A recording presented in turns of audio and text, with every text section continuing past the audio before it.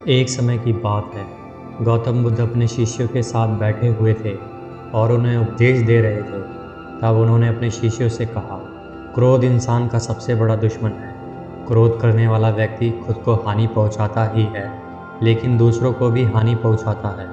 वह प्रतिशोध की आग में जलता है और अपने जीवन को बर्बाद करता है। उनके उपदेश खत्म हो जाने के बाद उनके शिष्यों में से एक शिष्य खड़ा होता है और उन्हें बोलता है, तू एक ढोंगी है।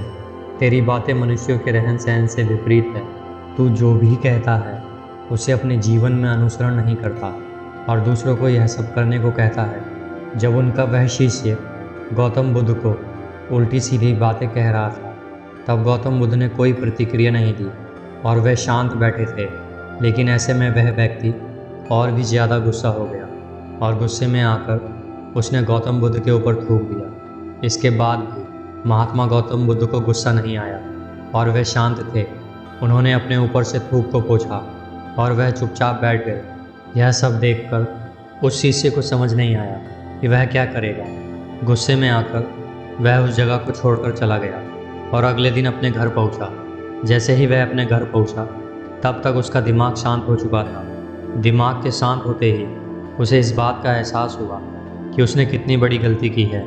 उसे पाप का एहसास हुआ। वह खुद को मन ही मन कहने लगा, यह मैंने क्या कर दिया।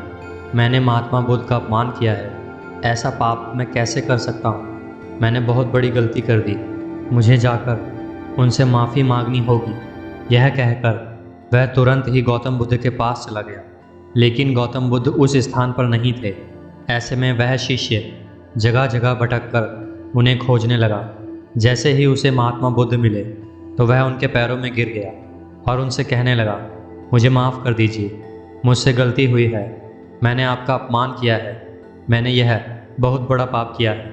यह सब देखकर गौतम बुद्ध ने उससे कहा, शांत हो जाओ। क्या बात है, मुझे बताओ, तुम कौन हो। गौतम बुद्ध के यह पूछने पर वह शिष्य चौंक गया। वह सोचने लगा कि महात्मा बुद्ध मुझे कैसे भूल सकते हैं। मैंने तो उनका अपमान किया था।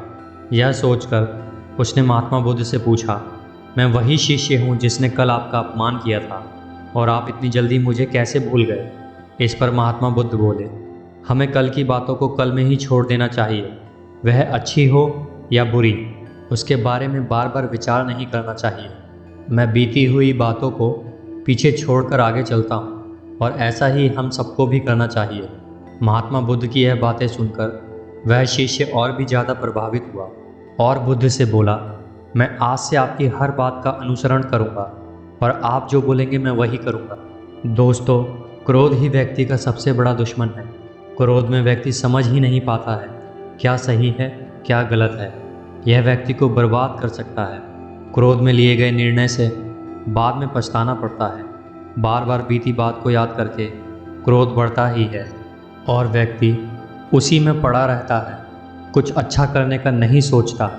व्यक्ति को मालूम होना चाहिए उसका क्रोध उसे अंदर ही अंदर खा रहा है, उसे बर्बाद कर रहा है। व्यक्ति को बीती बात भूल आगे बढ़ना चाहिए।